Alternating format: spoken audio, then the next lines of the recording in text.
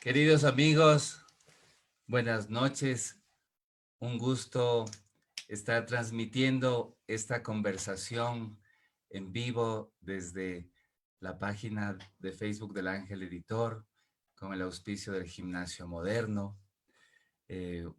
Estamos en nuestra cuarta charla en el confinamiento con mi querido hermano Federico Díaz Granados, trayéndoles la voz, la palabra, la literatura de las voces más importantes de nuestra lengua, del español. Esta noche es una noche de celebración, como han sido las noches anteriores en donde hemos estado con grandes voces de la literatura. Ahora estamos muy contentos de recibir a la gran escritora argentina María Teresa Andrueto. La querida María Teresa nace en la provincia de Córdoba, en Argentina, en el año de 1954. Es una de las escritoras más prolíficas e importantes de la actual Argentina, y también una de las voces imprescindibles para entender la poesía, la narrativa, la literatura infantil. En fin, es una mujer además que maneja la tradición oral de una manera impecable, y que pues ha sido verdaderamente un gusto tenerla, tanto acá en el Ecuador. En el año 2019 tuvimos la suerte de tenerla como invitada en el encuentro de poesía Paralelo Cero, que fue realmente una de las voces más importantes que tuvimos en ese año. Y también de tenerla ahora con nosotros en esta transmisión. Gracias, querida María Teresa, es un gusto. Quisiera darle la palabra a mi hermano Federico Díaz Granados para que te salude.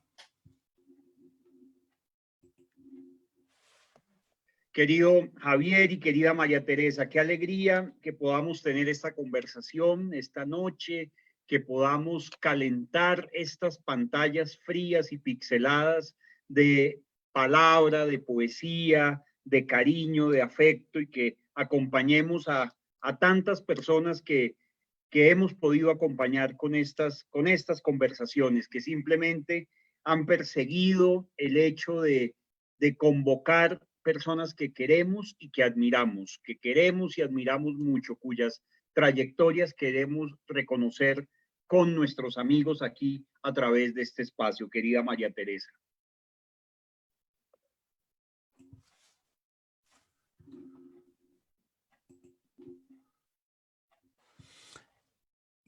Querida María Teresa, tu audio. Sí. Exacto. ¿El audio? Sí. El encuentro virtual ahora, hasta que sucedan encuentros personales con uno y con otro, como hemos tenido en otros momentos, ¿no? Muy agradecida por este espacio que me distingue, muy, muy generosos ustedes.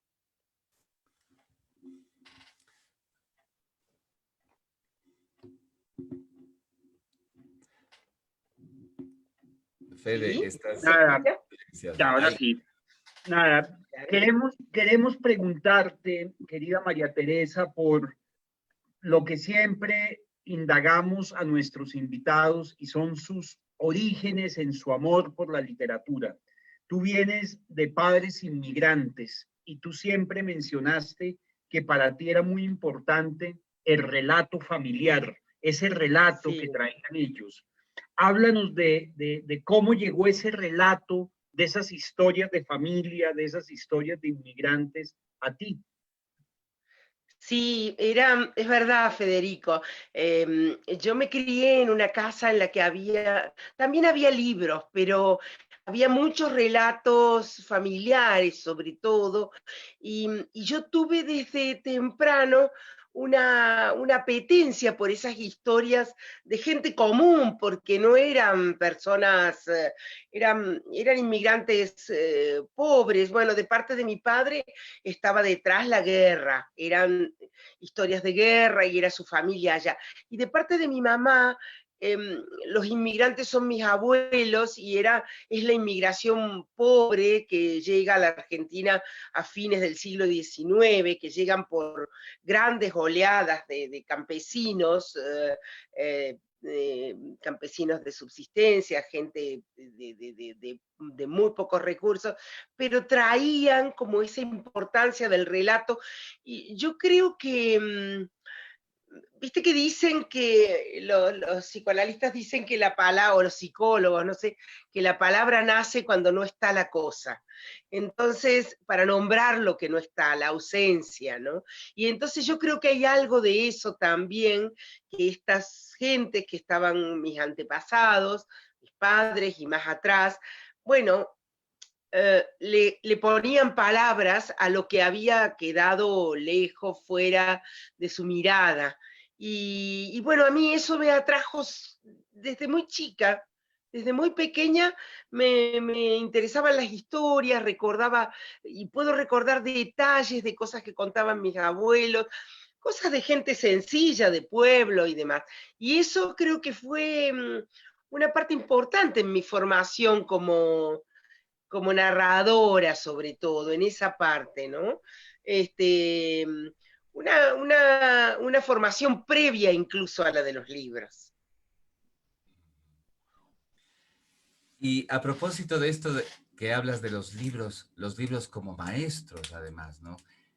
¿Tú Sí. recuerdas, bueno, seguro que recuerdas, cuáles fueron tus libros claves en esa niñez, como para que te adentres a la literatura a través de esas lecturas, tus primeros Sí, maestros, tus primeros libros, ¿no? vos sabés que yo de chica, que fui una lectora temprana, yo vivía en un pueblo y en ese pueblo no había librerías. Bueno, entonces un poco leíamos, digamos, no había una manera tan sencilla de conseguir novedades, de estar al tanto, no era un lugar donde circulara una vida del libro muy fecunda. Sí había libros en mi casa, que la biblioteca de mis padres era una biblioteca, um, sobre todo había mucho informativo, enciclopedias, historia de la literatura argentina, historia del arte, historia de la fotografía, pues, atlas, bueno, diccionarios buenos, enciclopédicos, bueno, ese tipo de cosas. También había muchos libros, había algunos buenos libros de historia, de geografía, de historia sobre todo, historia de Roma, historia de Grecia, historia de Oriente, bueno, ese tipo de cosas. Había también, eh, bueno, libros de una colección que era típica en Argentina en esa época, la colección Robin Hood, donde ahí sí leí libros como, leía, por ejemplo, a Mark Twain, que me interesaba, o las novelas de las Alcott. Twain es Las aventuras de Tom Sawyer y Huckleberry Finn son libros que me marcaron mucho. Esos libros me marcaron mucho. Um, También algunas cosas, porque yo leía también, hasta que tuve unos 12 o 13 años, leía muy como acríticamente, digamos, leía buscando historias, sin que hubiera una... Entonces, he leído cosas como de literatura y otras más, otros textos menos... bueno, menos refinados, llamémosle, ¿no? Hasta que más o menos hacia mis 12 años, yo empiezo el secundario ahí, y ahí sí descubro la literatura argentina, de los escritores como consagrados del momento. Vivía, por ejemplo, Borges, Cortázar, Ernesto Sábato, Silvino Vittorio Campo, Marco Dei Nevi, eran escritores que todavía vivían, que tenían a lo mejor la edad que yo tengo ahora, y eran bueno, eran grandes escritores, ¿no? Mucho el cuento sobre todo. Y una lectora de poesía que en ese momento era la poesía que le gustaba a mi mamá, que era, bueno, Alfonsina Storni, Rabindranath Tagore, ese tipo de poetas, ¿no? Luego yo empiezo a seleccionar, digamos, lo que leo, y llega a mi casa una revista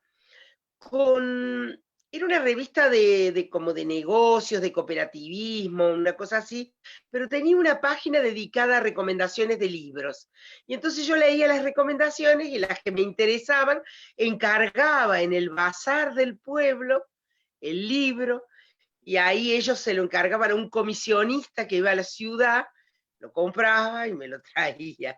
Y así leía autores más contemporáneos, narrativa argentina y latinoamericana nueva, hasta que empecé la carrera de letras y ahí sí, ya se hizo como yo a los 17 años ya estaba estudiando letras, ya estaba en la universidad. Y entonces ahí sí bueno, tuve como un sistema de lecturas.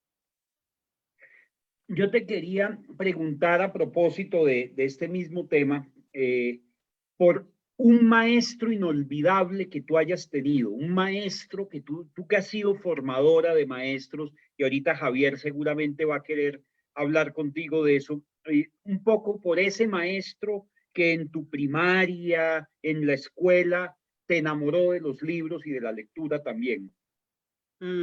Vos sabés que más eso vino más de mi casa, de mi mamá.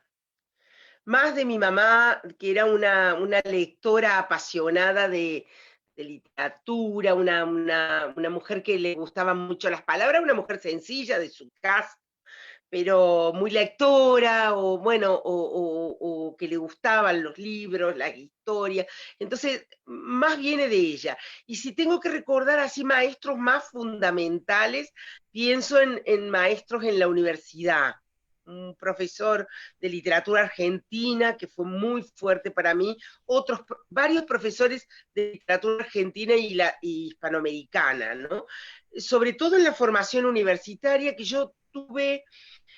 Yo estuve en la universidad, los 5 años de universidad fueron los inmediatamente anteriores al golpe de Estado. Entonces, tuve muy buenos profesores, que después, durante la dictadura, digamos, eso se deterioró mucho y costó mucho recuperar ese lugar más libertario de la universidad, ¿no? Entonces, profesores en la universidad. Y después, podría decir, bueno, como digo, los profesores de literatura argentina y latinoamericana, que eran las zonas que a mí más me interesaban. Y me ha gustado también mucho la literatura italiana, ¿no? Bueno, por afinidad familiar y demás. Pero luego hubo 2 instancias muy fuertes de magisterio para mí, de un magisterio colectivo, porque en el año 84, recién comenzado, recuperada la democracia, un grupo de mujeres, profesoras de literatura, armamos un centro de literatura para niños. Y ahí trabajé yo, el centro sigue existiendo, pero yo trabajé muchos años ahí y estudiábamos en grupo y discutíamos cantidad de cosas para dar nuestras clases, dábamos unos seminarios. O sea que fue un proceso de autoformación, por una parte, pero no mía, sino colectiva, me refiero, ¿no? Y a la vez fue un modo de trabajar con la literatura en lo social, porque nosotras dábamos clases trabajábamos, estudiábamos en conjunto, discutíamos en conjunto y poníamos una parte del dinero que ganábamos para sostener ese centro. Entonces hubo un aprendizaje también como de lucha, de modos de vida, de funcionamientos, y esa es una matriz que no se ha ido para mí. Ese lugar se llama CELIC, Centro de Estudios de Literatura Infantil y Juvenil de Córdoba, y eso fue muy fuerte para mí. Y otro lugar muy fuerte fue que yo empecé por necesidad laboral, porque bueno, en esa época estaba separada, tenía 2 niñas, a dar unos, serían como unos talleres de escritura, supervisión de escritura de personas que querían escribir, y para hacerlo hacía yo un aprendizaje muy intenso. Así que todo eso ha sido muy fuerte para mí. También agregaría a un escritor, un gran escritor argentino, que vivió en Córdoba sus últimos 20 años y con el que trabé amistad. Era un magisterio paralelo, digamos, no una escuela, no un espacio de formación oficial, sino charlas con él, encuentros, que es el escritor Andrés Rivera. Es un gran escritor argentino, ahora ha muerto. Y bueno, yo en las charlas que teníamos, yo trataba de anotar los secretos de escritura de los que él hablaba, etc. Ajá. Querida María Teresa, a mí me gusta pensar que un escritor también debería ser un formador de profesores, de maestros, como lo has sido tú. Inclusive has Sí, estado muy, muy metida en los planes, por ejemplo, de lectura, ¿no? Porque sí. de cierta manera ha habido, por ejemplo, hasta los años, qué sé yo, 90, nuestra literatura tenía que ver necesariamente con la historia de la literatura, eh, Claro. y no necesariamente con el gusto por la lectura. Mm. Cuéntame esa experiencia, cuéntanos esa experiencia con Bueno, los planes eso de lectura. justamente, sí, justamente eso que vos decís, que la literatura volviera a las aulas y no una historia de la literatura, sino la literatura viva, sus textos y demás, es el proceso que nosotras comenzamos en ese equipo, ese centro del que hablo, en el año 84. Nosotros nos propusimos volver la literatura a la escuela, que si antes se había hablado de historia de la literatura, durante los años de la dictadura el libro prácticamente desapareció de la formación, ¿no? El libro como peligroso, como inquietante y demás. Entonces, en el año 84 empezamos en ese centro un trabajo muy fuerte de formación a maestros y profesores, como constructores, formadores de lectores, ¿no? Pensando que donde hay lectores, bueno, hay literatura, porque en una sociedad, mientras más lectores una sociedad, más demandarás libros, novelas, poemas y demás, y entonces habrá un mundo editorial que imprimirá, que editará esos libros, etcétera, ¿no? Entonces, eso fue muy fuerte de esa manera. Y luego también todo el trabajo de taller. Yo he dado durante 30 años talleres de escritura con dos cosas.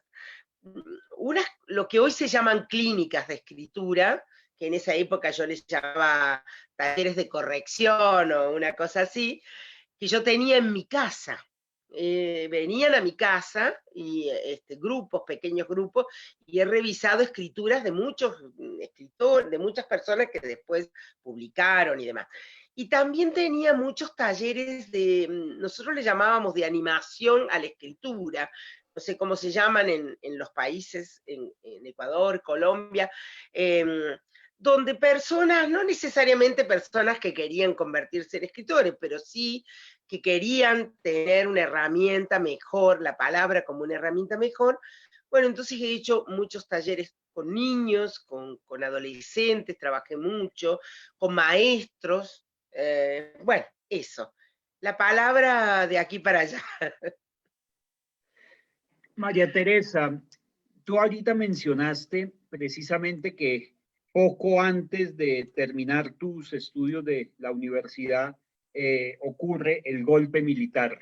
Y como tal, Poco después, poco después ocurre el golpe apenas. militar y sabemos que esto deja una cicatriz indeleble en la Sí, claro. historia argentina y latinoamericana.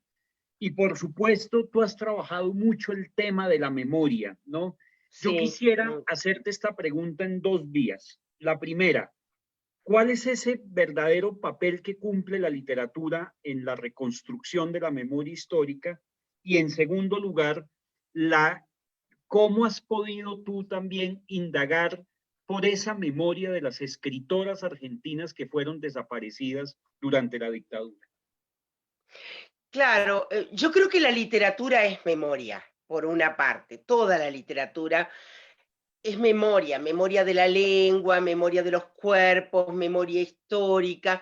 No siempre es memoria de un trauma histórico, pero sí el relato es memoria, ¿no es cierto? Porque el relato es palabra en el tiempo. Entonces, bueno, ahí estamos en la memoria es fuertemente ideológica, porque, digamos, no recordamos todo. Los mecanismos de memoria hacen una operación selectiva sobre lo sucedido, porque si no sería tan agotador como lo es el cuento Funes el Memorioso en Borges, que bueno, la vida se vuelve insoportable porque no alcanza el tiempo para memorizar, para nombrar todo lo que se recuerda. Entonces, bueno, hay una negociación entre lo que se rescata, se recupera y se olvida. Y en la literatura eso funciona también de esa manera, ¿no? Ahora, en el caso de la dictadura en Argentina bueno, y de lo que ha pasado, del trauma histórico tan fuerte para nosotros, en Argentina ha habido un proceso, un desarrollo de la cuestión de la lucha de los organismos de derechos humanos para que se consideren delitos de esa humanidad y para que se hagan juicios y demás, que esto ha hecho que pasáramos por distintos momentos. Hubo un primer momento en que en la literatura había una literatura más del testimonio y después una más plana entre, digamos, cosas sucedidas en un sentido o en otro, y luego en la medida en que se desarrollaron los juicios, que todavía siguen, en la medida en que pudo trabajar la justicia, a la literatura se pudo quedar liberada de ciertas demandas y ocuparse de cuestiones más sutiles, creo yo, ¿no? Más complejas. Sobre todo, una zona que a mí me interesa mucho, que es no los culpables directos, no los responsables directos, sino el cuerpo social. ¿Qué pasó con nosotros? Es ese cuerpo social donde la responsabilidad ya se diluye, porque, digamos, se juzga a los responsables principales, ¿no es cierto? Ya se los juzgó. Luego los cuadros intermedios. Se sigue juzgando y también nosotros ya no hablamos de dictadura militar, sino de dictadura cívico-religiosa, militar, cívico-religiosa, empresarial, y entonces están apareciendo espacios responsables empresariales, religiosos, etcétera, que apoyaron con acciones concretas los crímenes, ¿no?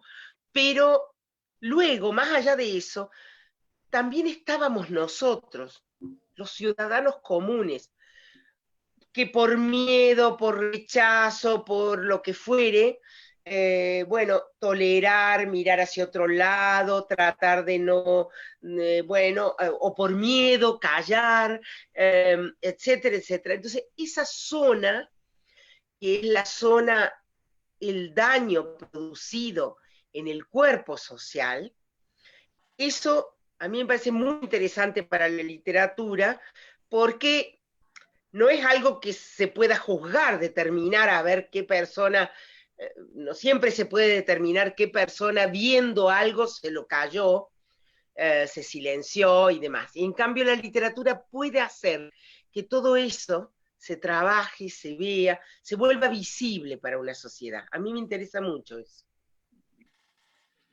Querida María Teresa, uno de los, me imagino, hitos importantes en tu carrera como escritora debió ser ganar el famoso premio Hans Christian Andersen. Alguna vez me dijiste acá en Quito, yo recuerdo, porque viniste invitada como poeta al encuentro paralelo. Sí. Y entonces yo te preguntaba aquello y tú me respondiste que un poco el premio también fue inclemente en cuanto a los otros géneros, es decir, se volvió tan popular en la literatura infantil que se olvidó la gente de lo gran poeta que eras y lo gran narradora que eras. Cuéntame de esa experiencia con el premio, porque fuiste Y bueno, la primera escritora de la lengua española en ganarlo, ¿no? sí, sí. La verdad que fue algo muy impresionante para mí también y la verdad que me dio un montón de cosas. ¿Qué cosas? Traducciones, muchas traducciones, también invitaciones, mucho cariño de la gente que, bueno, ya tenía y se multiplicó en la cantidad de lectores y demás.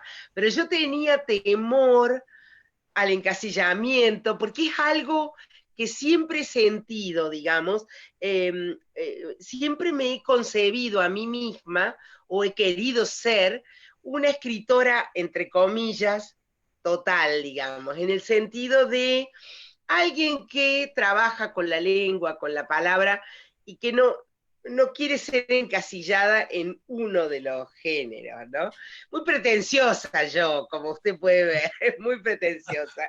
Pero bueno, yo empecé, lo que pasa es que lo que sucedió es que yo empecé a escribir, lo primero que escribí fue escribía desde mucho antes, pero me refiero de lo que escribí, lo primero que publiqué fue una novela para adultos que salió en Córdoba en un premio municipal. Pero lo primero que circuló más ampliamente es un libro para chicos. Entonces yo durante mucho tiempo, en los años 90, cuando empecé a publicar, yo empecé a publicar grande, a mis 40 años, ¿no? Antes no había conseguido un espacio de publicación.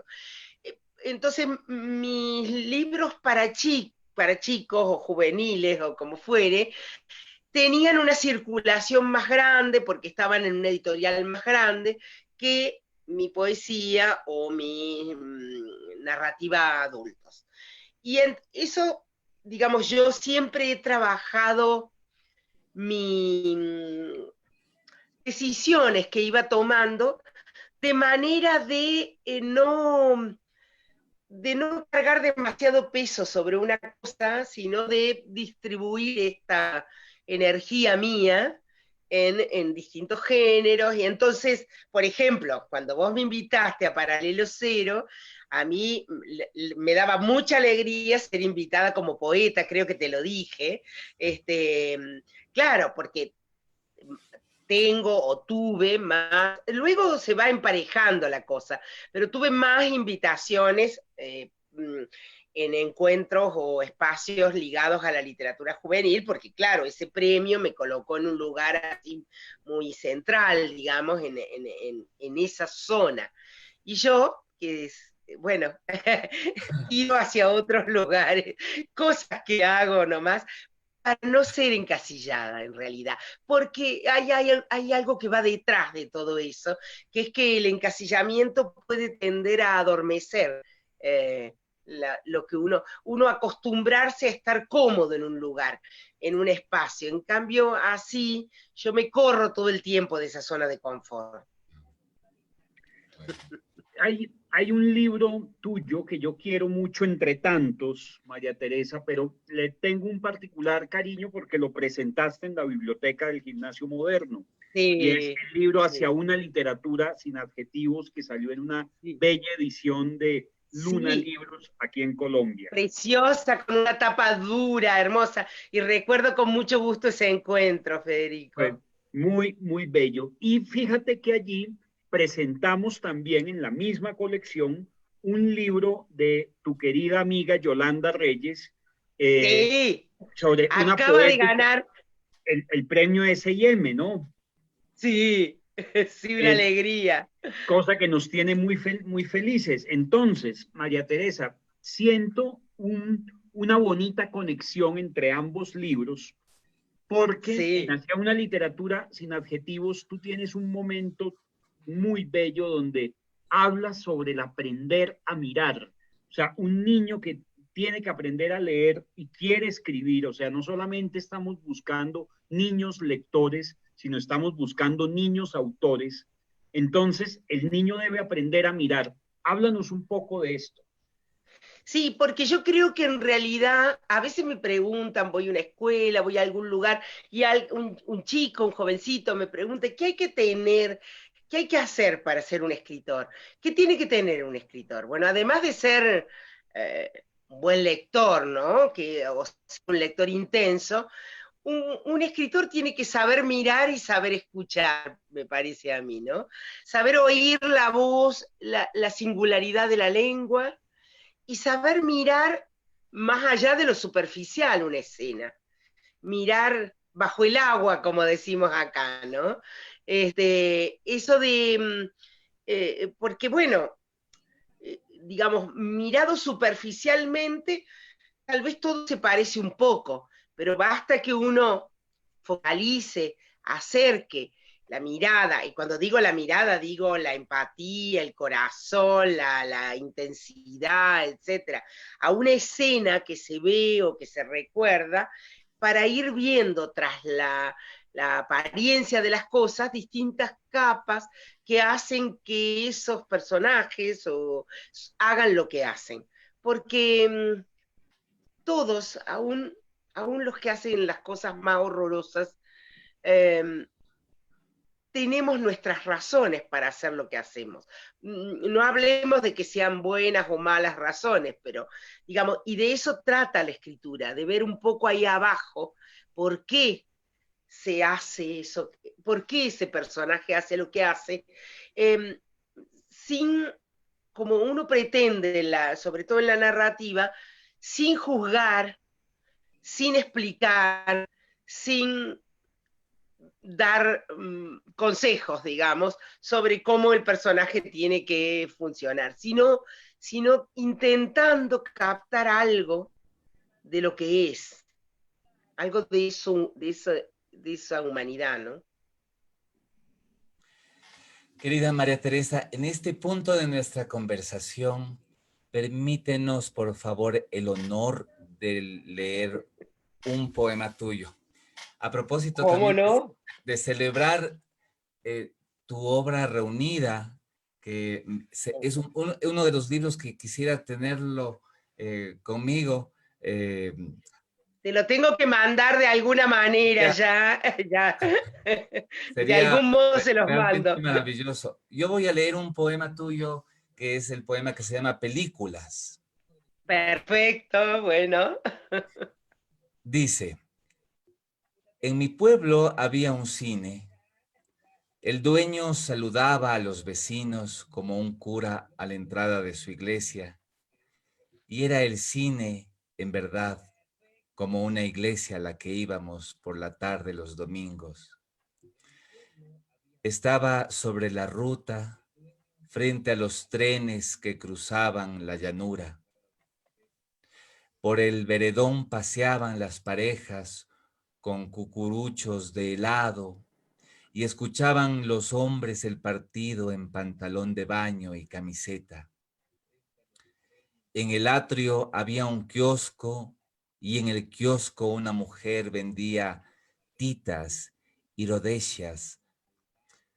Con vestidos de piqué los domingos por la tarde, las dos íbamos al cine a ver a Marisol, a Doris Day, a Joselito. Un día no llegaron las películas y pasaron un drama en blanco y negro. Recuerdo a la salida la cabeza borracha, el veredón donde arrastraban su tedio las parejas, los hombres transpirando sus camisetas de tira y los camiones que rugían por la ruta con las luces encendidas, las primeras de la noche que llegaba. Qué bello. Muchas gracias, muchas gracias. Bueno, y antes de escucharte a ti leer un poema, también te quiero leer un poema que a mí me gusta mucho y se llama Solo escucho a la niña. Ah, Aprendí mucho de ellas, dice mi hija, por teléfono y comienza a nombrar abuelas, madres, tías. En la casa que queda al pie del cerro me enseñaron a bordar, pirograbar, a hacer flores de papel para los muertos. Me contaron historias de mujeres, amores de ellas mismas. Alguien le decía mi tusquita, otro entró a la historia del boxeo.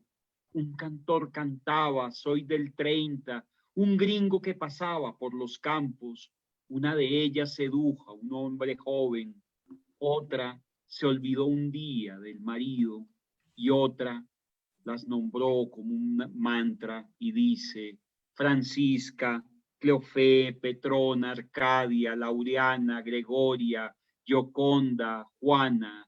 Brotan sus nombres en el teléfono mientras la niña tapa con balbuceo su voz de madre y entonces ya no escucho sino a esa niña que habla con la fuerza de lo que nace como debe ser. muchas gracias, Federico. Javier, muchas gracias. No, Muy- qué gran poesía tienes, querida María Teresa. Adoro. Quisiéramos invitarte a que leyeras un poema tú también.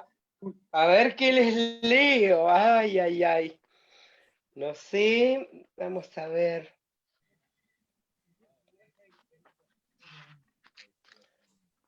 A ver, vamos a... Hay un libro mío que se llama, esto para los oyentes, un libro mío que se llama Sueño Americano, y todo el libro es en realidad, son poemas que de algún modo conversan entre Patti Smith, cantante y poeta y figura norteamericana, y una chica de pueblo que vendría a ser yo cuando era cuando era jovencita.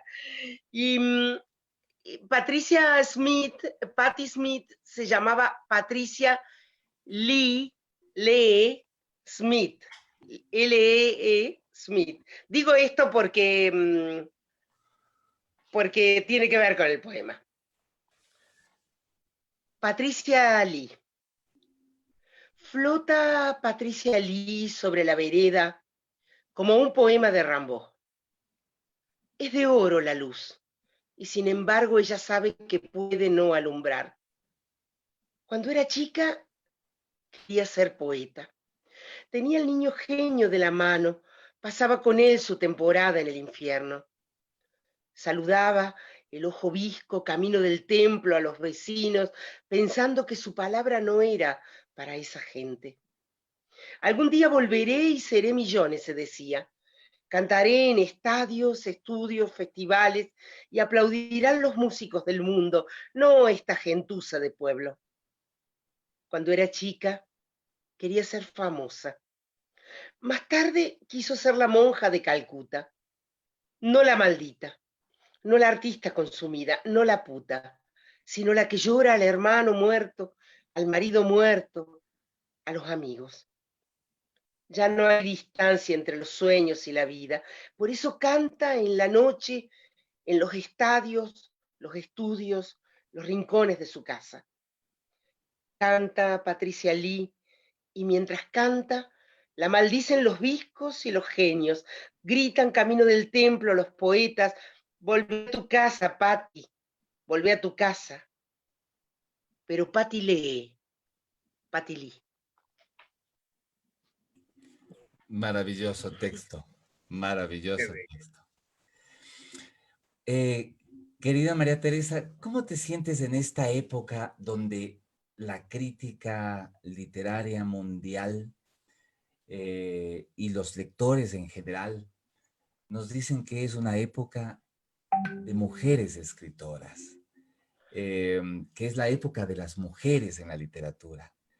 ¿Cómo sientes tú eso? Mira, bueno, no es solo de las mujeres, ¿no? Pero sí que las mujeres está viendo desde hace ya un tiempo un interés muy fuerte en la escritura de mujeres y creo que está muy ligado a los movimientos feministas, a la marea de mujeres y al haber más mujeres leyendo a mujeres, también varones leyendo a mujeres, hace que las editoriales estén más abiertas para esas escrituras, ¿no? Yo dirijo junto con otras dos mujeres una colección de rescate de narradoras argentinas olvidadas, o más o menos olvidadas, ahora ya menos olvidadas. Y bueno, uno ve ahí, en generaciones anteriores a la mía, cómo grandes escritoras quedaron muy opacadas, digamos, porque, bueno, no entraron al canon, no entraron a los estudios literarios y demás, quedaron como escritoras para algunas mujeres, algunas porque escribían historias sentimentales, otras porque, no sé, por cuestiones ideológicas, otras porque vivían en las provincias, digamos, creo que hay muchos factores. Algunos de los factores tienen que ver también con la vida de las mujeres, la maternidad y demás, que hace que mucha energía de las mujeres vaya o haya ido históricamente también a otras zonas de la existencia, lo que no está nada mal tampoco, porque la vida se vuelve intensa también por eso. Acabo de leer dos libros tiene que ver con esto, ¿no? Dos libros libros como biográficos, unas novelas autobiográficas de una escritora, Maricé Condé, que es una escritora negra de Guadalupe, de la isla de Guadalupe, en las Antillas, la Antilla francesa, que ganó el premio Nobel alternativo el año pasado, el anteaño, el Nobel de Literatura Alternativa. Extraordinaria, me pareció, sobre todo, bueno, dos libros, uno acá los tengo, uno se llama Corazón que ríe, Corazón que llora, y el otro se llama La vida sin maquillaje. Y ella tiene 4 hijos. Y entonces, bueno, va por distintos países, da 4 hijos y con unas paternidades poco comprometidas, ¿no? Y ella va y viene con esos hijos de un lugar a otro, trabajando y demás. Recién pasados los 40 años, con los hijos ya más grandes, puede escribir y puede empezar a publicar y puede convertirse en la enorme escritora que es. Pero bueno, antes tuvo que pasar todo eso otro. En los varones no solía suceder eso antes, ¿no? Ahora quizás esté más equilibrado también, ¿no? Porque las paternidades también han cambiado, las responsabilidades de los varones con respecto a los hijos también han cambiado mucho, porque los trabajos de ganarse la vida están más repartidos, etcétera, ¿no? Entonces creo que algo de eso tiene que ver. Y también como, bueno, mujeres escritoras encasilladas en lugares como escritoras sentimentales o, no sé, o escritoras para niños. Entonces, sin entrar, dejando el lugar de la literatura más grande o más importante o más canónica a los varones. Eso ha ido cambiando en este tiempo bastante, y en estos últimos años mucho. En Argentina son muy, muy fuertes los movimientos de mujeres, tanto, digamos, bueno, contra el abuso, contra la trata, por el aborto legal, por los derechos de las mujeres, por los derechos de disposición del cuerpo. Y todo eso genera un interés muy grande en la escritura, en las mujeres lectoras, por la escritura de otras mujeres. Yo quiero, aprovechando que estás tocando este tema, te quiero transmitir una pregunta de una querida compañera mía que trabaja conmigo en la biblioteca infantil del Gimnasio Moderno y que precisamente este es su tema de estudio hoy en día y te manda a preguntar. Ella se llama Ruth. Entonces, para nuestra querida Ruth, en lengua madre, Julieta, la protagonista, tiene como proyecto de investigación saber si existe algo propio femenino en el modo de escribir de las mujeres. ¿Crees que hay elementos distintos entre una escritura u otra o hay una herencia entre las mujeres o los hombres que dejan impresa en su escritura? Sí, esa pregunta que ya la puse en la novela, y que es una pregunta que me he hecho muchas veces y que me han hecho y que he hecho a otros, a otras. Por una parte, yo creo que uno escribe con todo lo que es. Entonces ahí entra, así como entra la ideología, la condición, la procedencia social, el contexto literario del país en el que uno está escribiendo, viviendo, utilizando la lengua, también ingresa de algún modo la experiencia de mujer, la condición de mujer, y las cuestiones del cuerpo, lo corporal, que aparece mucho en la narrativa de mujeres. Pero claro, esto es una cosa muy general, esto que digo, porque en realidad la literatura, digamos, la calidad de un texto consiste en su singularidad, en su posibilidad de ser diferente de otros. Entonces, bueno, digamos, entre la escritura de distintas escritoras mujeres hay unas diferencias enormes, digamos, algo. Uno podría decir, bueno, a lo mejor la escritura de los hombres está más ligada como al saber, a lo enciclopédico o a lo filosófico y demás. Pero cuando uno lee a una Marguerite Yourcenar, esa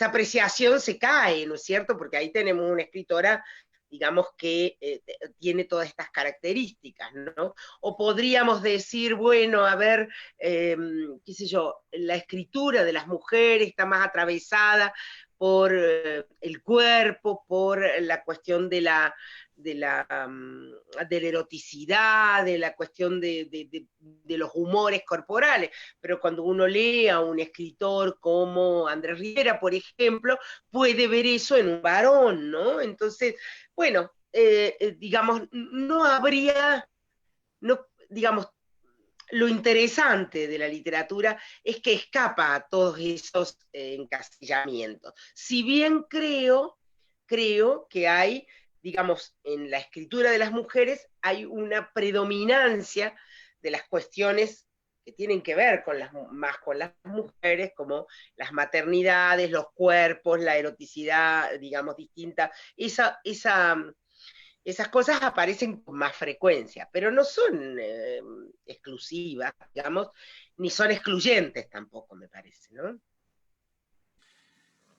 Querida María Teresa, sabes que tenemos mucha gente que está escuchándote. Ay. Hay muchos lectores acá en Ecuador tuyos y en Colombia también muchísimos.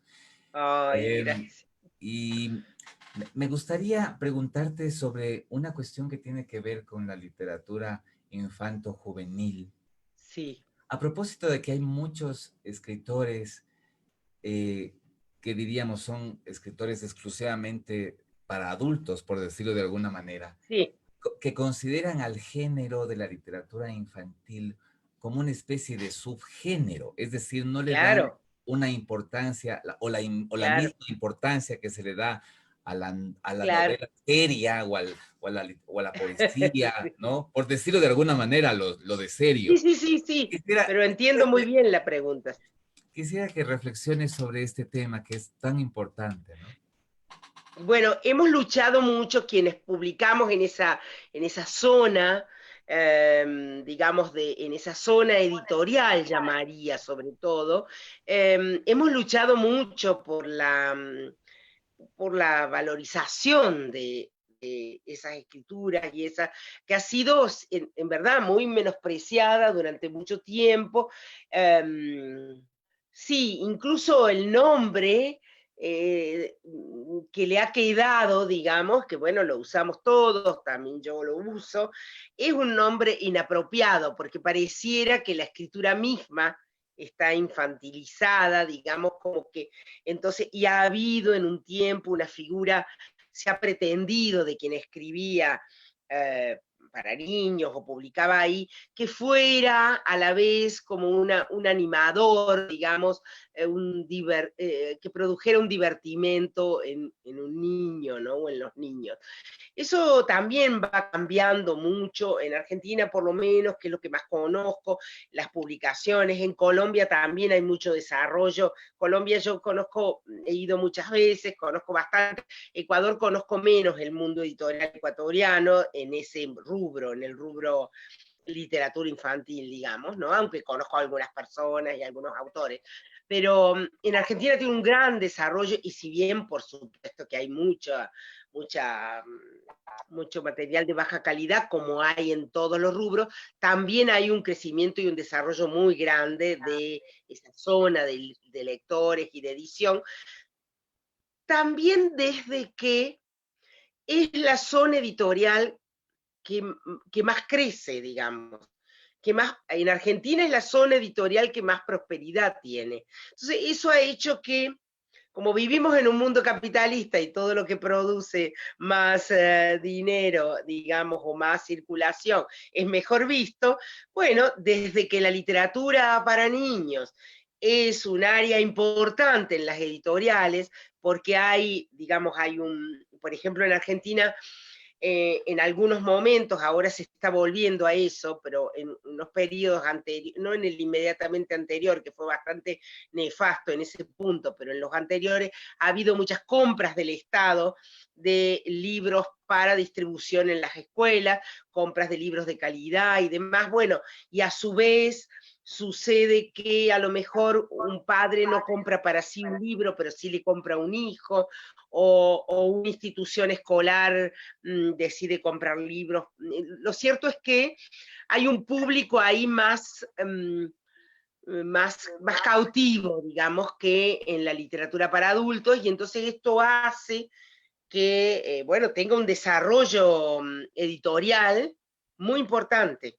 Y eso ha hecho también, bueno, en Argentina también en estos últimos 20 años se ha desarrollado mucho la crítica, la selección y demás, que bueno, en algún momento eso, los libros estaban más librados a, eh, bueno, sí, menos mirados desde el aparato crítico, desde las universidades y demás. Hoy hay muchas personas especializadas en esto que filtran, seleccionan, ponen en valor, etcétera. Entonces, bueno, es un campo de mucho crecimiento, muy interesante. María Teresa, nos gusta mucho también hablar con los queridos invitados, invitadas que tenemos a esta franja sobre su proceso creativo, porque tenemos entre los oyentes, entre los espectadores, muchos estudiantes de escritura creativa, asistentes a laboratorios, a talleres. Y hay un término que a mí me gusta mucho que tú usas y es el de escribir por capas, ¿sí? Como si fueran capas de cebolla. Sí, cuéntanos cómo es ese proceso de escritura. Claro, porque yo, se escucha, ¿verdad? Sí. Se escucha, sí. Muy claro, bien. porque yo, bueno, por empezar, me puedo tomar todo el tiempo para escribir un cuento. O sea, nunca escribo ni a demanda, ni tampoco con obligación de entregarlo en una determinada fecha. No acepto esas cosas, no tomo esos compromisos, porque a otro puede funcionarle, pero en mi caso me inhiben, digamos, me bloquean más bien en lugar de ayudarme. Entonces la escritura es algo que corre a su aire, eh, como siempre con la idea como de un recreo para mí de las otras cosas, ¿no? Como un vicio, como una pasión, como he conservado eso a pesar de los años que hace que escribo, ¿no? Y entonces, bueno, yo a veces, pues, supongamos que veo algo y me impacta, me interroga, y bueno, en algún momento tal vez hago un borrador muy torpe, digamos, que siempre guardo porque en la torpeza también está la vitalidad, ¿no? Y entonces a partir de eso voy trabajando y el trabajo en otro archivo, digamos, una copia, y ahí voy trabajando. Y en ese trabajo, como en el medio está el tiempo, porque no hay un apuro de terminar, entonces puede pasar mucho tiempo, a veces a lo mejor escribo 2 o 3 días, después puede que pase un par de semanas que no, o más incluso, entonces vuelvo, y a eso que vuelvo, bueno, a lo mejor le agrego cosas, le agrego, quito, expando y condenso en un ida y vuelta permanente, hasta que eso va como leudando, digamos, de alguna manera, ¿no? Perdiendo su condición plana. Entonces, como aparecen en los intersticios, empiezan a aparecer otras cosas, pero es como que te digo que son pequeños detalles que voy ingresando al archivo, salgo. Entonces, yo creo que tiene que ver sobre todo con un sedimento que produce el tiempo que uno le da a esa escritura. Porque si tuviera un apuro para entregarlo, saldría más plano, lo haría más rápido y saldría más plano. Pero tengo cosas que he escrito a lo largo de años, ¿no? No es que estoy todo el tiempo con eso. Pero bueno, está el archivo ahí, vuelvo, y porque no me parece que todavía no está, entonces, bueno, cada tanto vuelvo y en esa vuelta corrijo algo, agrego algo, bueno, cambio de lugar, y esto, bueno, se va sumando como por capas, tanto que a veces, muchas veces me pasa, que cuando lo doy por terminado, es como si no lo hubiera escrito del todo yo sola, como si algo se hubiera escrito. Y es una sensación que tiene que ver, me parece a mí, con el paso del tiempo, con el sedimento que se produce, ¿no? Qué bella respuesta, me encantó esto que acabas de decir. Y a propósito del mismo tema, me interesa porque tú eres una escritora que se ha destacado tanto en la prosa como en el verso.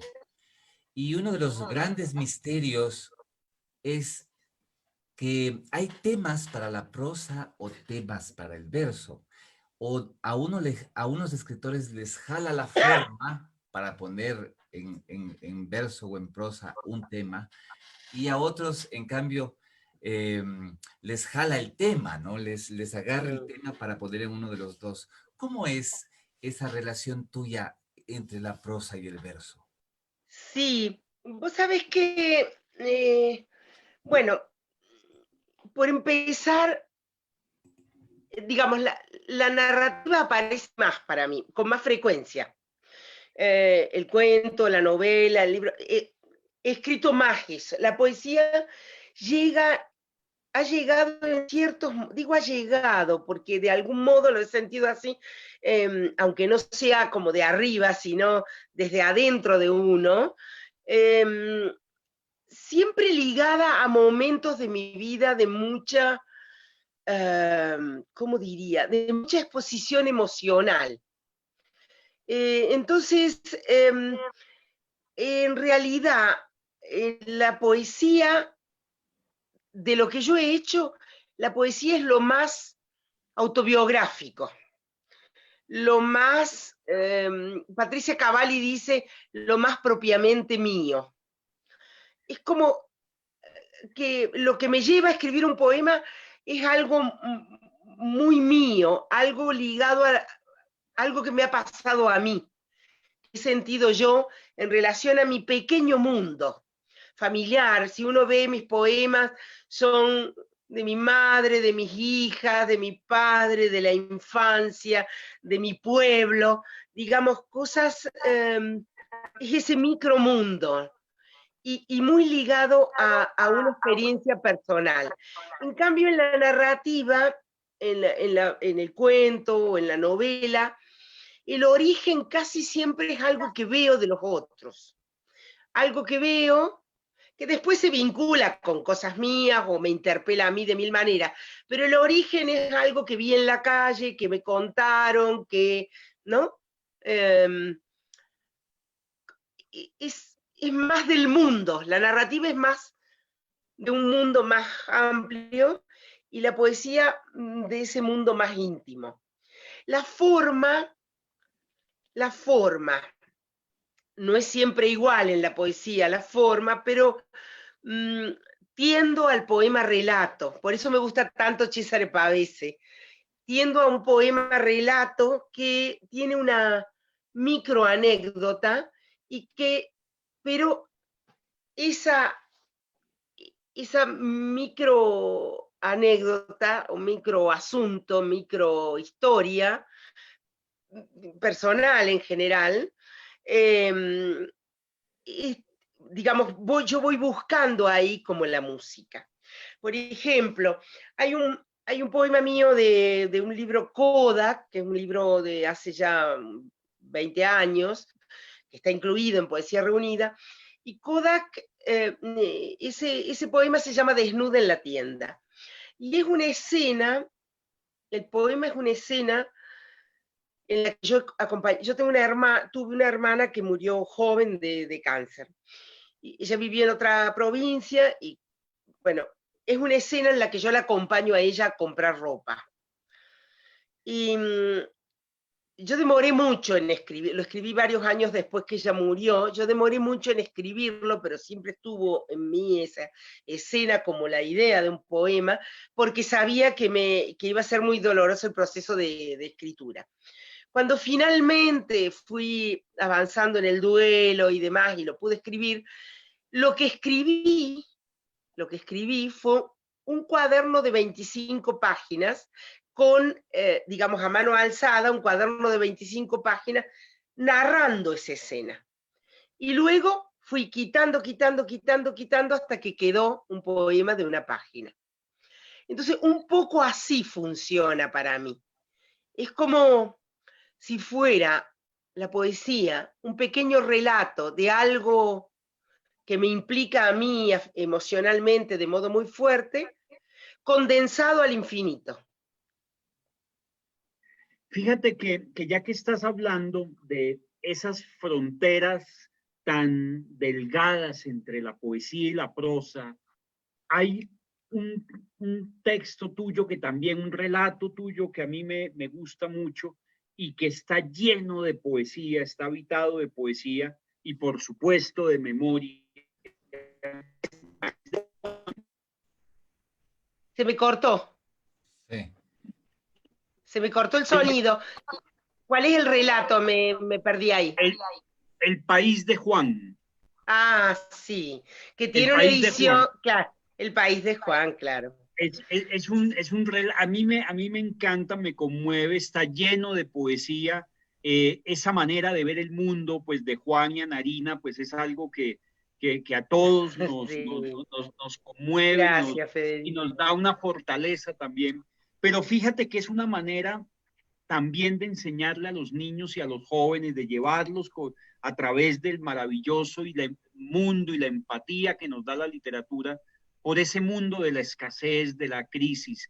El siglo no comenzó bien para ninguno de nosotros, pero para los argentinos comenzó con el corralito y con una crisis económica muy fuerte. Cuéntanos cómo se enmarca eso en esta crisis y precisamente cómo buscas ese recurso tanto de lo narrativo como de lo poético para crear estos dos personajes tan bellos.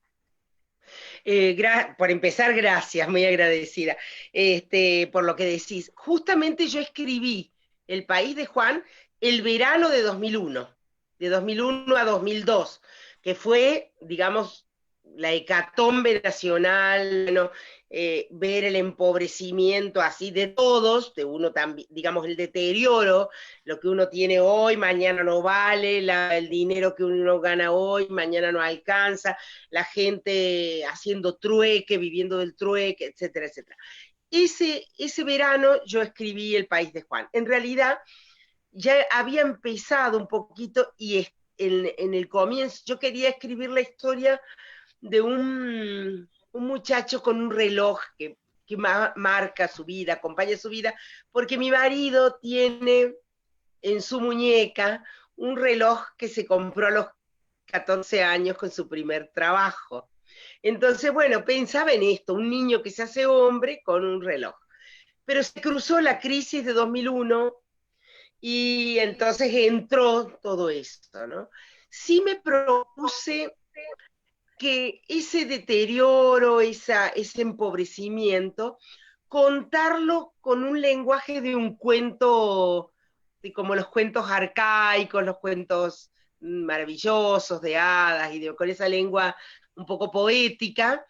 Me pareció que no contarlo como un cuento realista, así, de un realismo brutal, digamos, sino combinar ese asunto eh, muy real, porque en ese momento empezaron a surgir los cartoneros en Argentina, mucho, a expandirse. Los cartoneros son los que viven no sé si viven del cartón, del reciclado de basura, pero de una manera muy informal, ¿no?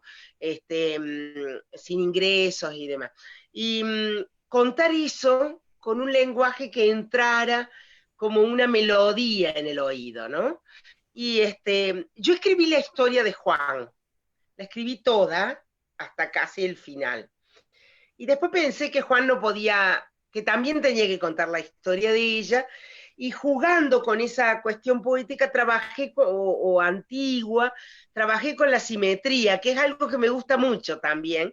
Entonces es la historia de Juan hasta un punto, la historia de Narina hasta un punto, y luego la historia de la resolución con los dos, ¿no? Entonces, es una novelita sobre la miseria, pero también es una novelita sobre el amor, y también es sobre la lucha por la esperanza, digamos, bueno, eso.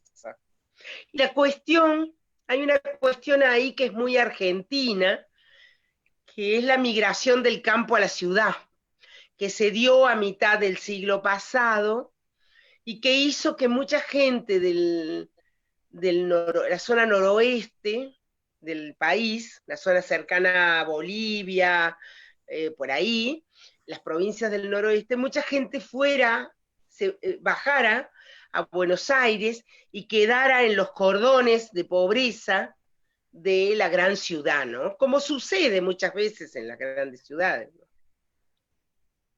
¿no? Así es.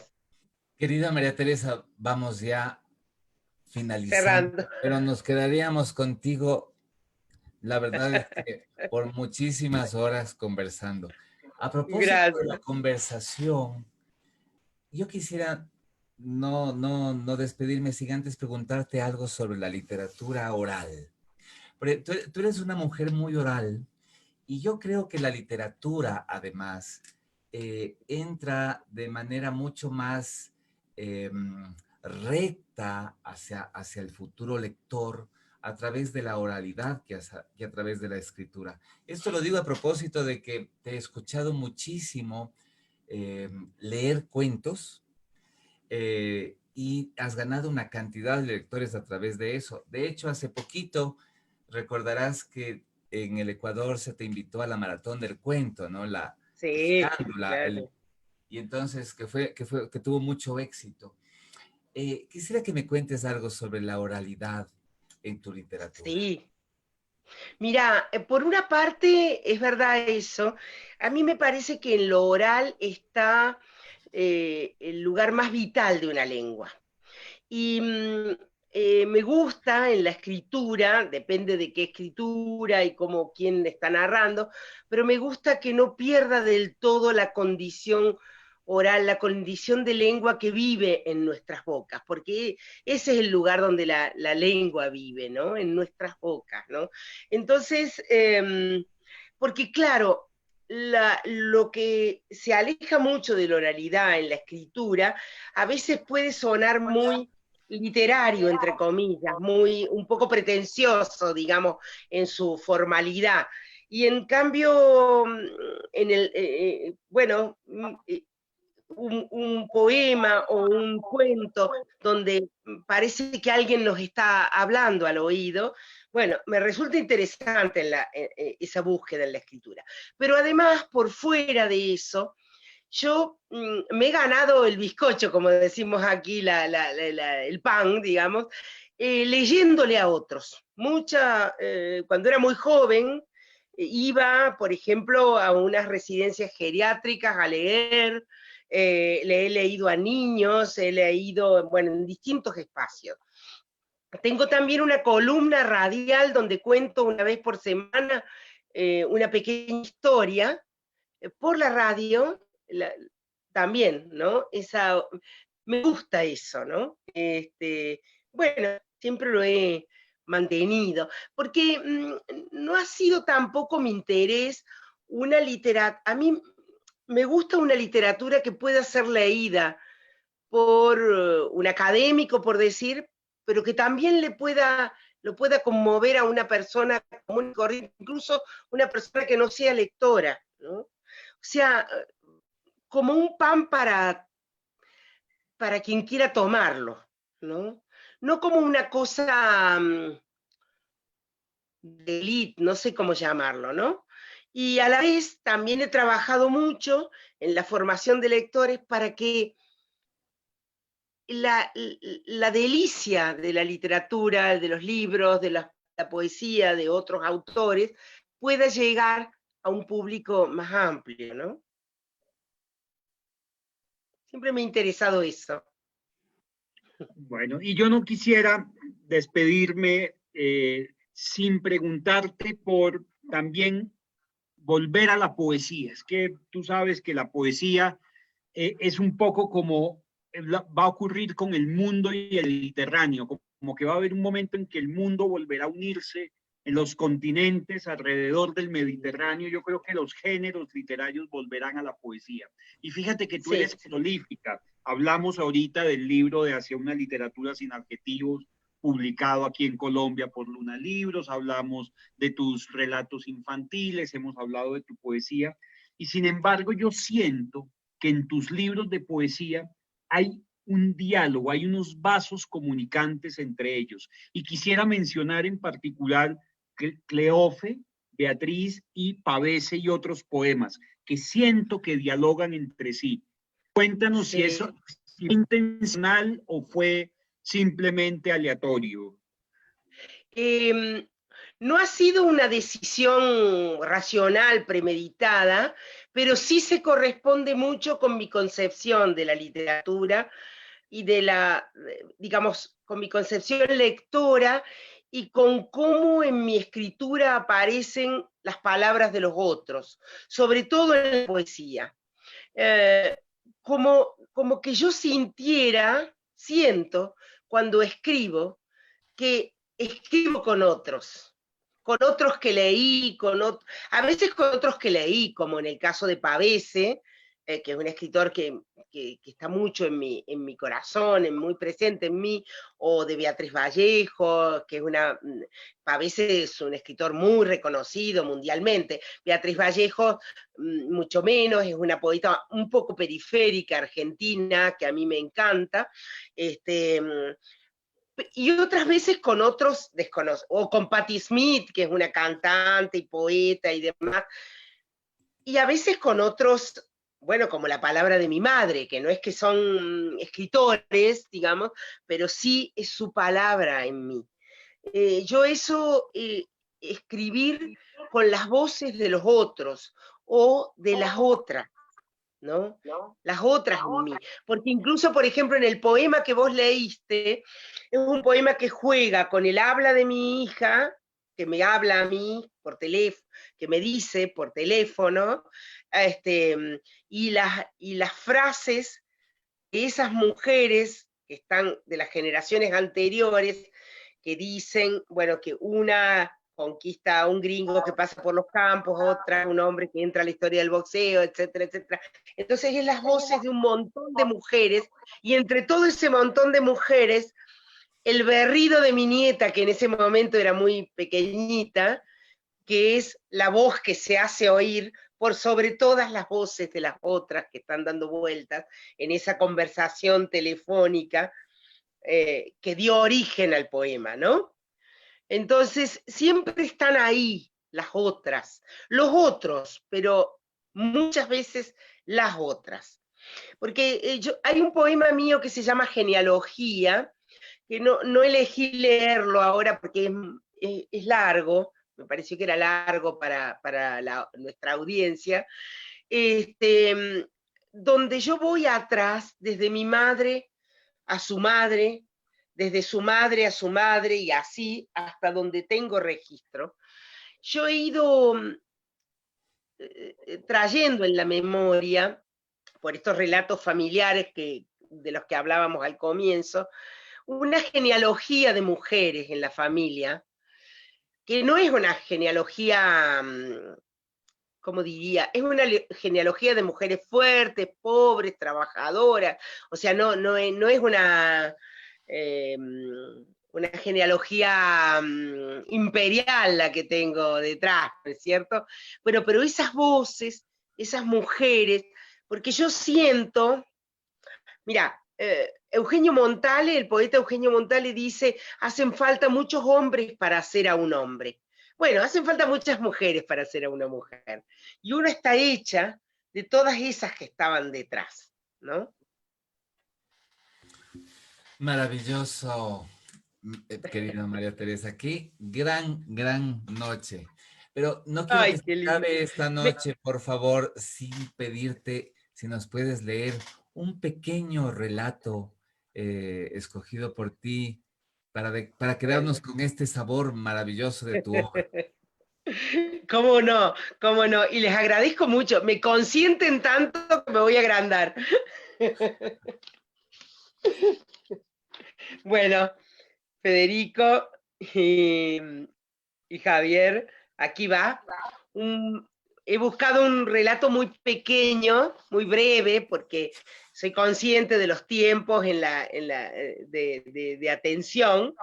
Se llama Abracadabra, está en un libro mío que se llama Huellas en la Arena, que está publicado en Colombia, tiene una publicación por SM Colombia.